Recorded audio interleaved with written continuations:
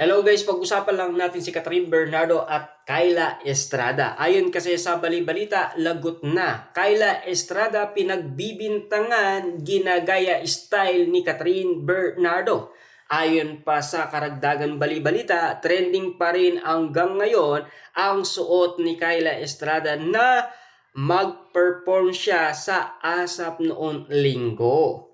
Ayon sa karagdagan bali-balita, si Kyla sa ASAP, bongga ang nasabing outfit na very flattering kay Kyla. Bumagay ito sa black mini shirt pero hindi ito pinag-usapan dahil nadala ni Catherine ang ganun style. Nag-viral ito dahil sa kuda ng mga atribidang netizens na ginagaya raw ng bagong girlfriend ni Daniel Padilla ang pananamit at style ng ex-girlfriend ng aktor na si Catherine Bernardo. At inalungkat pa talaga nila sa social media ang sinasabi nilang kaparehong damit na sinuot before ni Catherine Bernardo sa isang event.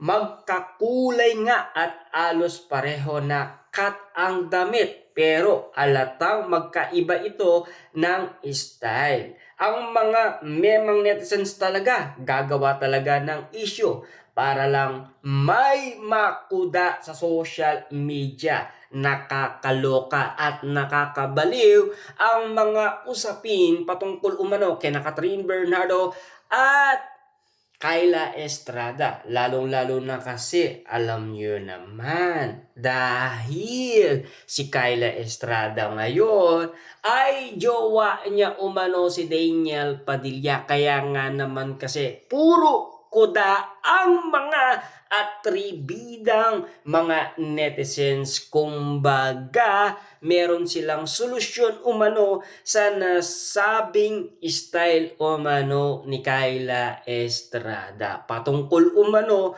doon sa suot ni Catherine Bernardo. Siyempre, kinukumpara nga naman kasi kung sino ang pinaka-sexy at pinaka-maganda at lalong-lalo na kung sino ang pinaka-magaling sumayaw, kumanta at umarte. Yan kasi ang mga nasasabi umano ng karamihan. Pero may bali-balitang kumakalat ngayon. Ayon kasi sa bali-balita, may nangyari daw kay Kyla Estrada patungkol umano sa fans ng Katniel. Ating pag-uusapan yan patungkol umano sa mga nangyayari kay Kyla Estrada dahil sa pagkakalink umano kay Daniel Padilla. Abangan natin.